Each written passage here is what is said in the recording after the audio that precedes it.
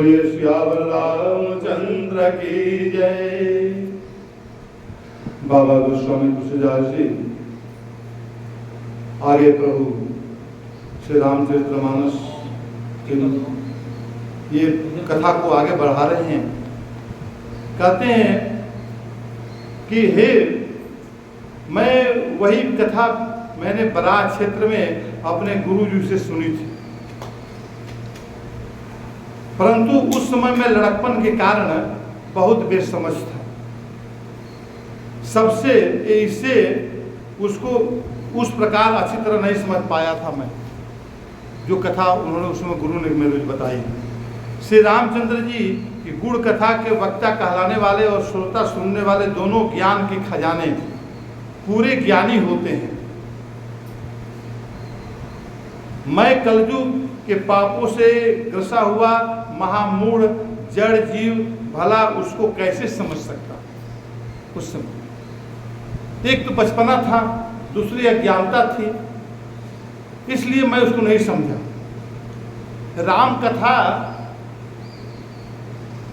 जो यहाँ पर बाबा गोस्वामी तुलसीदास जी कहने जा रहे हैं, यहाँ पर कथा क्या चीज़ है?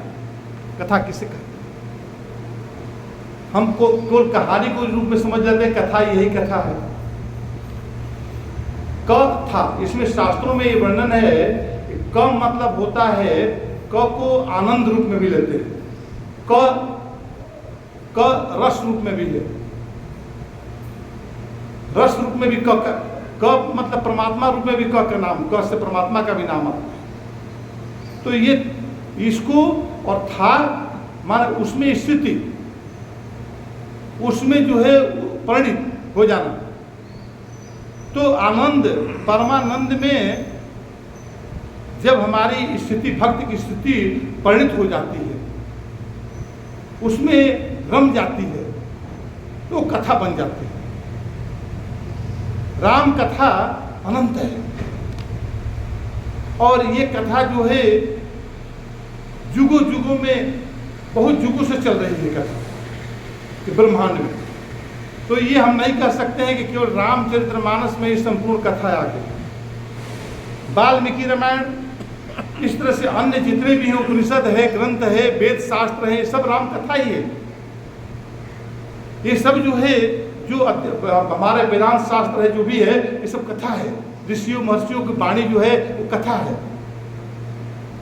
जहाँ पर राम रस में जो है उस आनंद में ऋषि महर्षि विभोर होते रहते हैं।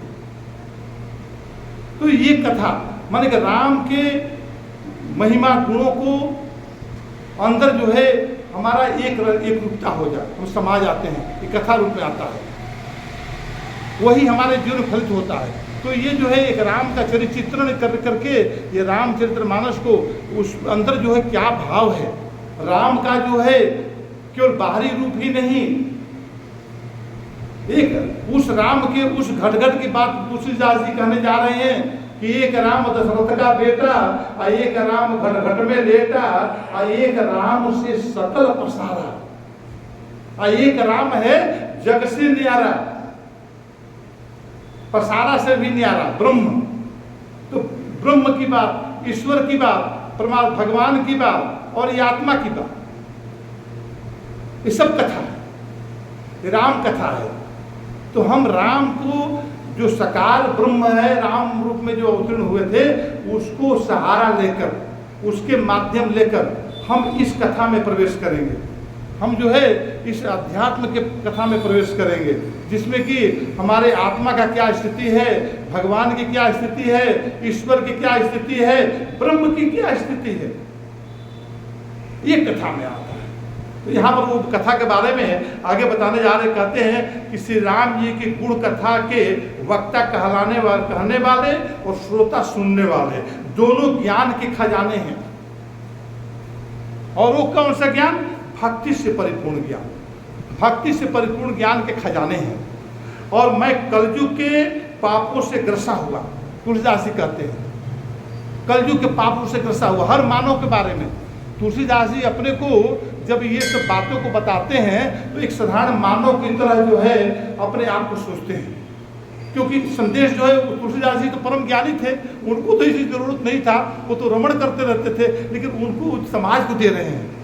तो हर समाज की बातों को अपना करते हैं, अपना बात लेकर उसमें डालते हैं कि माने किसका नाम ले, दूसरे का नाम लेकर दूसरा कोई बुरा समझेगा,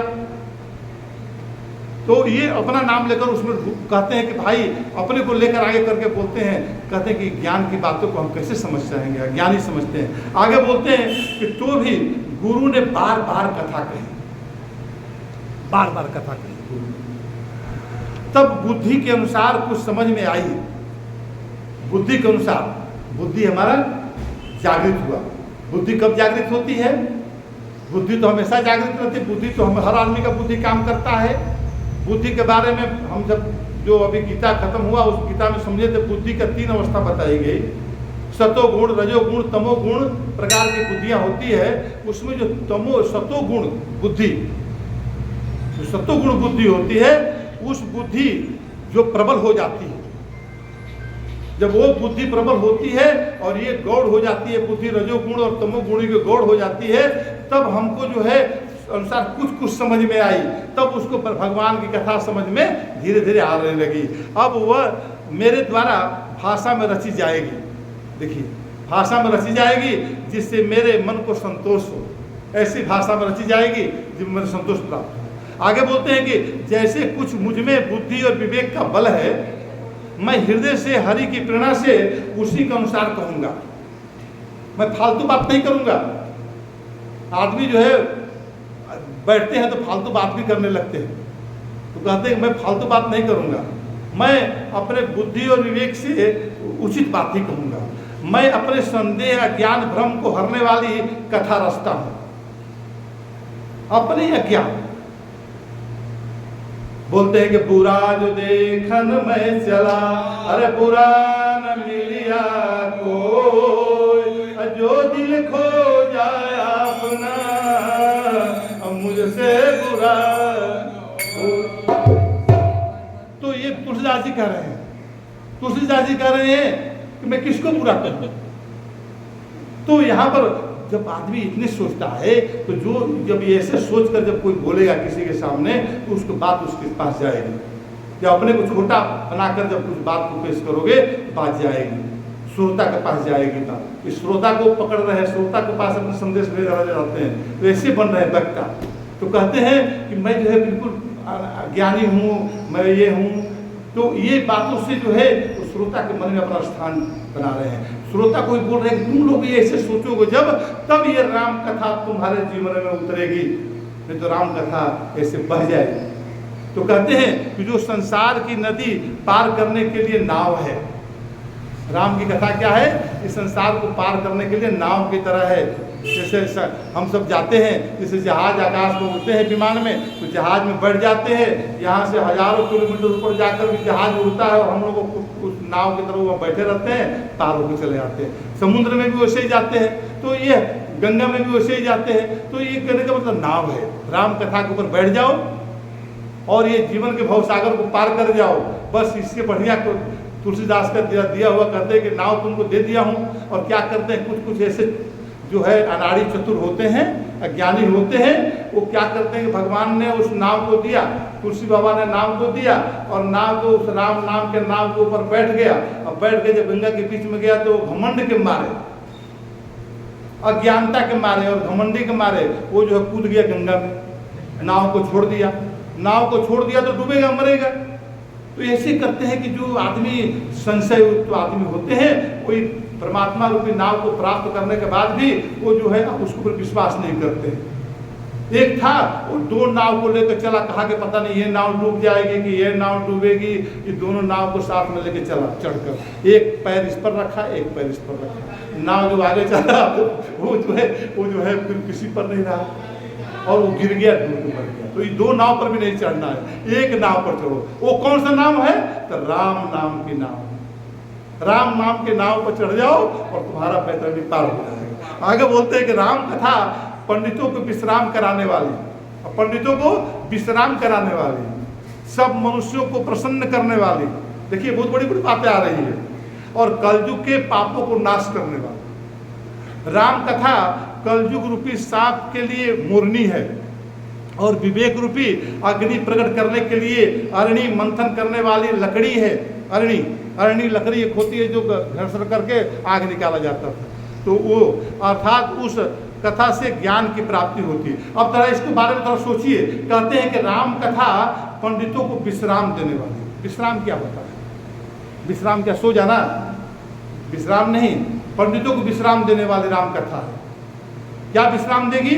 कि जो उसके जीवन का जो लक्ष्य है, पंडित और ब्राह्मण में अंतर है। तो पंडित वो होता है जो ब्रह्म ज्ञानी होता है। तो ब्रह्म ज्ञानी जब ब्रह्म को प्राप्त कर लेता है तो विश्राम में आ जाता है, वो विश्राम स्थिति में हो जाता है। उसको ना कोई चाह रहती है, चाह आ गई, चिंता आ गई, बनवा बेपरवाह। उसका चाह चिंता कुछ नहीं, संसार से कुछ लेना देना नहीं है, लेना ना देना, मगन रहना। तो इस तरह से जो है विश्राम ले लेता है वो। संत सुखी विश्रांत मही। तो संत जो है सुखी रूप से विचरते हैं, तो वो विश्राम जो है पंडितों के लिए मिल जाता है। जो ब्रह्मज्ञानी पंडित वो है, ब्रह्मज्ञानी है। और कहते हैं कि सब मनुष्यों को प्रसन्न करने वाली, और जो सामान्य मनुष्य है उसको प्रसन्नता देने वाली है। प्रसन्न कब होता है मनुष्य? जब उसके पास दुख नहीं होता है, उसके जीवन में खुशी आती है, उसके जीवन में सुख आता है, तब मन प्रसन्न रहता है। तो राम का नाम लेकर हम जीवन को हर समय शुरुआत करें। राम का नाम लेकर सोए, राम का नाम लेकर जगे, राम का नाम लेकर खाएं, राम का नाम लेकर जो कुछ भी करें, अपने जीवन के हर क्रिया में राम का नाम ले लें और हमारा जीवन जो है प्रसन्नता से भर जाएगा। संसार में बिना मांगे ही, बिन मांगे मोती मिले, मांगे मिले ना भीख। ये संसार जो संसारी जो है, इस संसार के सामने भिखमंगे की तरह मांगते रहते हैं, हे प्रभु मुझे ये दे दो, वो दे दो, लेकिन भक्त कभी मांगता नहीं है। बिन मांगे मोती मिले, उसको तो परमात्मा सब दे देता है। अरे जब आप राजकुमार के, जब राजा के राजकुमार बन गए, इस धरती पर राजकुमार बनकर पैदा हो गए राजा के घर में, तो अब तुमको भिखमंगा बनने की क्या जरूरत है? मांगने की क्या जरूरत है? बस इच्छा जाहिर करो, तुम तो राजकुमार हो। तो यहाँ पर सब राजकुमार हैं। जो राम को जान गए वो हमारे वो सब बंदे राजकुमार हैं। और ये राजकुमार को राम जो है वर्ण कर लेता है, उसके जीवन में सुख शांति समृद्धि देना उसका कर्तव्य बन जाता है। उसके जीवन के हर विपदा दुख संकट समस्याओं से निजात दिलाना उसका कर्तव्य बन जाता है। इसलिए चिंता नहीं, हमें चिंता नहीं, अपनी हमें चिंता हमारी है। तो ये जो है दुनिया की चिंता करो, अपने चिंता मत करो। सुख शांति जो प्राप्त करना है, सोचना है तो दुनिया के बारे में सोचो। हे प्रभु मुझे मत, उनको दे दो सब, ऐसा विचार बनाओ। देखो अपने आप ही तुम्हारे पास मिल जाएगा। किसी को आप मेहंदी देते हो, एक अंगुली से मेहंदी लगाते हो, चारों उंगलियां आपके पास ही रहती है, उससे ज़्यादा मेहंदी आपके पास लग जाती है। तो इसलिए ऐसा विचार बनाकर आगे बोलते हैं, राम कथा कलयुग में सब मनोरथों को पूर्ण करने वाली कामधेनु। कामधेनु किसके पास थी? कामधेनु गुरु वशिष्ठ जी के पास थी, ब्रह्म ऋषि। तो कामधेनु है। कामधेनु गौ ऐसी होती हैं कि उससे कुछ भी मांग लो, कुछ भी मतलब मैंने उनके पास शक्ति होता है वो दे देती है। यही विश्वामित्र को जो है जब देखे गए अपना पूरा जो है शिष्यों को लेकर, और जब वशिष्ठ जी के पास गए तो वशिष्ठ जी को जब बोले कि निमंत्रण दिए, बोले भोजन करके जाओ। भोजन करने के लिए कामधेनु को आदेश दिए। कामधेनु ने एकदम बिल्कुल 1 मिनट में जो है पूरा तैयारी कर दिया। और वशिष्ठ जी खाए कहे कि भाई क्या हुआ, ये तो इनके पास तो कुछ है ही नहीं, झोपड़ी में रहने वाले कैसे ही हम इतना सेवा कर दिए, कैसे कर दिए? तो पता चला कि वो कामधेनु के चलते किए। बोले कि सब गाय लेकर, बोले कि गाय, विश्वामित्र जी बोले कि हमको 1 लाख गाय ले लो, लेकिन कामधेनु को दे दो मेरे को। वो बोले नहीं दूंगी, नहीं दूंगा। इसके ऊपर बहुत लड़ाई हुआ। इसका वृत्तांत और आगे है, आप सब पढ़ेंगे उसमें समझेंगे। आगे बता रहे हैं कि और सज्जनों के लिए सुंदर संजीवनी जड़ी है। संजीवनी जड़ी, इस जड़ी को प्राप्त करके मनुष्य संजीवनी प्राप्त कर लेता है। और पृथ्वी पर सभी अमृत की नदी है। पृथ्वी पर यही अमृत की नदी है।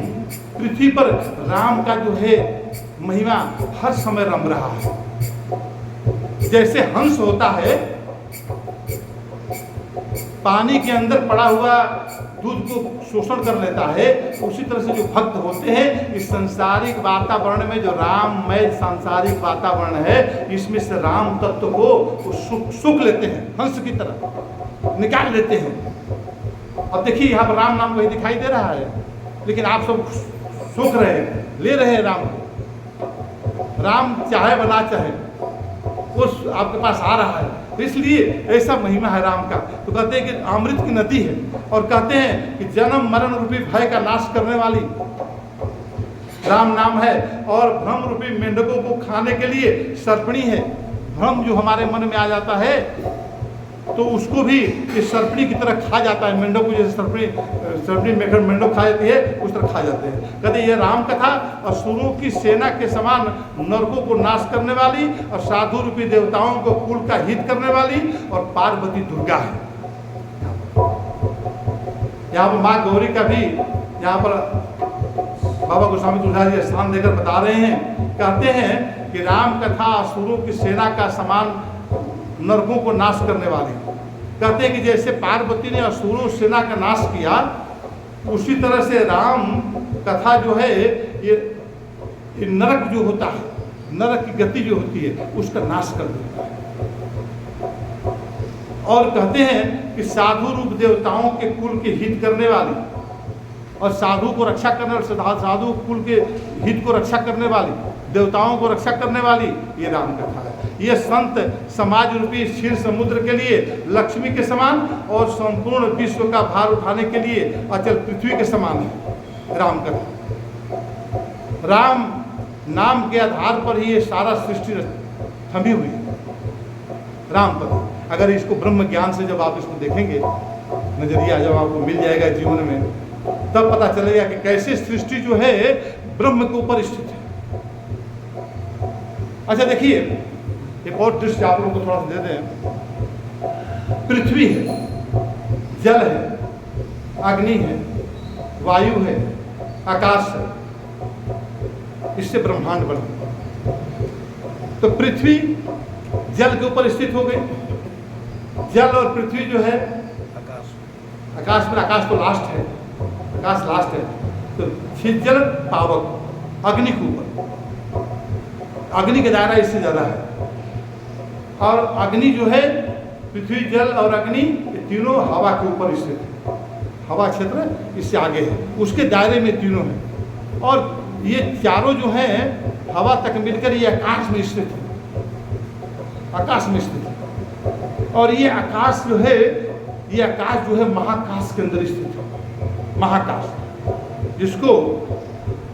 जिसको हम बोलते हैं ब्लैक होल बोलते हैं, जो आकाश में अंतरिक्ष में कभी कोई सुना होगा, जिसमें कि आकाश और महाकाश के भीतर ब्रह्म रमता है। महाकाश, महाकाश में आकाश स्थित है, वो महाकाश ब्रह्म है। तो वो ब्रह्म के अंदर जो है ये सब समाहित है। तो उसी बता रहे हैं, कहते हैं कि ये राम कथा शुरू माने कहते हैं कि पृथ्वी के समान है, तो संपूर्ण विश्व का भार उठाने के लिए अचल पृथ्वी के समान है। और आगे बताते हैं, उसके थोड़ा थोड़ा हम लोग झलक लेके चलते रहेंगे, है ना, ज़्यादा इसको डीपली नहीं जाएंगे। यम दूतों के मुख पर कालिख लगाने के लिए और जगत के यमुना के समान है। यम दूतों, देखो यमुना मैया क्या है कि पाप नाशनी है। तो कहते हैं कि यम दूतों के मुख पर कालिख लगाने के लिए, यानी कि उसको नीचा करने के लिए यम दूतों को ऊपर राज करती है।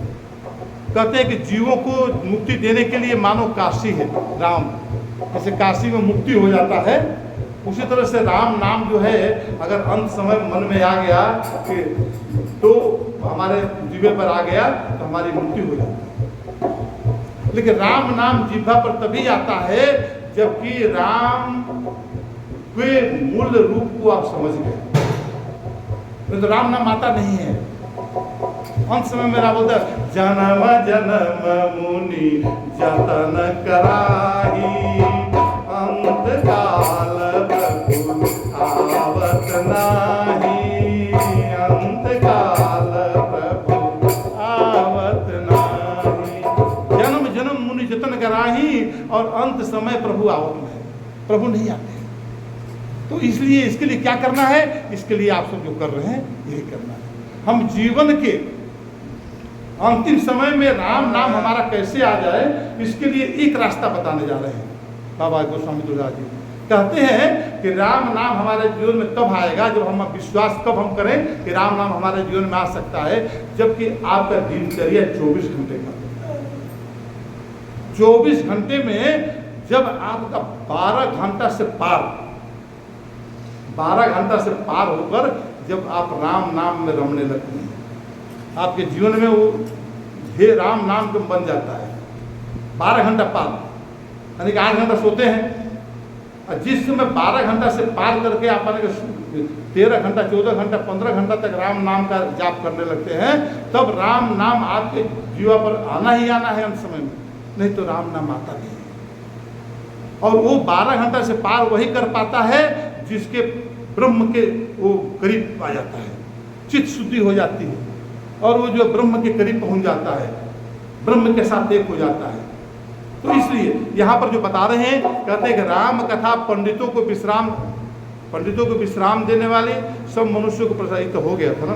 आगे बोलते हैं कि राम कथा शिव जी के नर्मदा के समान प्यारी है। नहीं, ठीक है, शिव के नर्मदा के समान प्यारी है। अच्छा, यह सब सिद्धियों को तथा सुख संपत्ति राशि है। नर्मदा जी जो है ये सुख संपत्ति और सिद्धियों की राशि मानी गई है, और सद्गुण रूपी देवताओं को उत्पन्न और पालन पोषण करने के लिए माता अदिति है। माता अदिति कौन थी? माता की मैया। हाँ, देवताओं की अम्मा जी, देवताओं की अम्मा थी, मम्मी थी, जो भी है तो वो राम पालन पोषण करने के लिए माता अदिति के समान है। तो ये जो है सद्गुण रूपी देवताओं को उत्पन्न, सद्गुण रूपी देवता क्या है? सद्गुण से परिपूर्ण होते हैं, तभी देवता बनते हैं। हम कहते हैं कि हम स्वर्गलोक में जाएंगे, सब स्वर्गलोक में नहीं जाएंगे, जब देवता के गुण में आपके अंदर आ जाएगा। जबकि आपके अंदर देवत्व गुण कब आएगा? जब आपके अंदर सत्वगुणी प्रवृत्ति ज्यादा प्रगाढ़ हो जाएगी। सत्वगुणी, रजोगुणी नहीं, सत्वगुणी प्रवृत्ति। गीता पढ़िए, उसमें सत्वगुणी प्रवृत्ति आएगा। तो सत्वगुणी प्रवृत्ति प्रगाढ़ होने पर देवलोक जाएगा, और रजोगुणी प्रवृत्ति ज्यादा होने पर मनुष्य लोक में रहेगा। और यदि तमोगुण प्रवृत्ति ज़्यादा होगी और रजोगुण प्रवृत्ति ज़्यादा होगी तो नीचे जो है जाएगा, योनियों में जाएगा। तमोगुण वाले जो है अपने कर्म तो करते नहीं है, कर्म का फल भोगते हैं, दूसरे कर्मों का फल भोगते हैं। आप खाना के रोटी दे दो तो कुत्ता खा लेगा। तो इस तरह से, लेकिन यहाँ पर बोलते हैं कि देवताओं को पोषण करने वाली अदिति के समान माता अदिति जैसे अपने पुत्रों को पालन कर रही थी, मैंने देवताओं को पालन किया, उस तरह से देव लोक में हमारा निवास हो जाएगा। श्री रघुनाथ जी की भक्ति और प्रेम परम सीमा सी है। श्री रघुनाथ जी की भक्ति और प्रेम की परम सीमा सी है। आगे बताएं।